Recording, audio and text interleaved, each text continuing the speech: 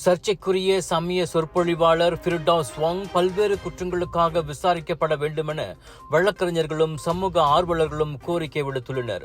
ஆக கடைசியாக சிறார்களை மதமாற்றம் செய்வதற்கு அவர் ஆலோசனை வழங்கும் வீடியோ வைரலாகியிருக்கிறது. எனவே மத உணர்வுகளை புண்படுத்தியதற்காக அவர் மீது பாதிக்கப்பட்ட பெற்றோர்கள் புகார் செய்ய வேண்டும் என்றும் போலீஸ் அவரை கைது செய்து விசாரிக்க வேண்டும் என்றும் வழக்கறிஞர் ராஜேஷ் நாகராஜன் வலியுறுத்தினார். ஊரார் குழந்தைகளை மதமாற்றம் செய்ய நீங்கள் யார் என செய்தியாளர் சந்திப்பில் அவர் கேள்வி எழுப்பினார். அதே சமயத்தில் ஃபிர்டௌஸ் விஷயத்தில் அரசாங்கம் மௌனமாக இருக்கக்கூடாது என வழக்கறிஞர் சச் பிரீதாத் சிங் சச்சன்பால் கேட்டுக்கொண்டார்.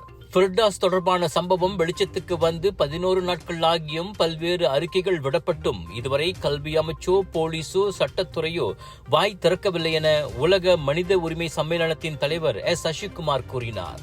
ஃபிர்டௌஸ் வாங் அரசாங்க பள்ளிகளுக்குள் நுழைவது தடை செய்யப்பட்டால் முஸ்லிம் அல்லாத பெற்றோர்கள் நிம்மதி அடைவர் என சமூகவாதி அருண் துரைசாமி கேட்டுக்கொண்டார்.